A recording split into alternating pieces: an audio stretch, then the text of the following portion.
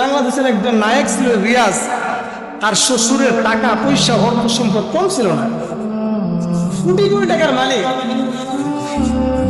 একটা অশান্তি ছিল, কি অশান্তি? একাকিত্ব। একাকিত্ব অশান্তির কারণে তার স্ত্রী দেশের বাহিরে, তার সন্তান দেশের বাহিরে। কোটি কোটি টাকার মালিক, নিজের যে লাইসেন্স করা পিস্তল ছিল ওইটার দ্বারা নিজে লাইভে এসে আত্মহত্যা নিজে করছে। এই দেশের ভিতরে এরকম অসংখ্য ঘটনা আছে,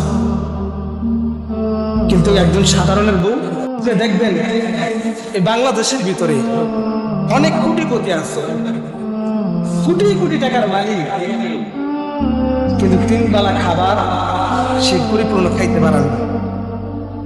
আছে না এরকম?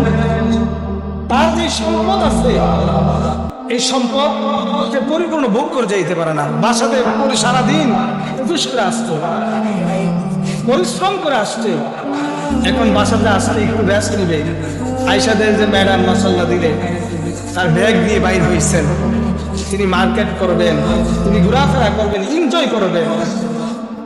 অথচ দেখেন একটা রিক্সা ড্রাইভার, সারাদিন পরিশ্রম করে এসে যখন খাবার খাইতে বসে, তার স্ত্রী তার পাশে বসে তাকে কত সুন্দর করে যত্নর সাথে খাবার খাওয়ায়, তার আঁচল দ্বারা তার ঘামগুলি মুছে দেয় এবং গরম লাগলে তার শরীরের মধ্যে বাতাস করে। এই যে একটা রিক্সা ড্রাইভারের শান্তি,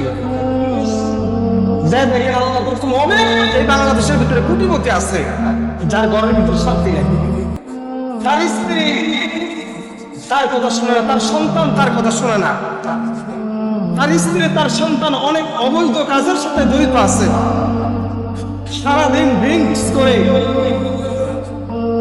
বাসার মধ্যে যখন আসে, আইসা যখন এই চিত্র দেখে দেখেন তাদের ভিতরে এত পরিমাণ অশান্তি যা বলার বাইরে।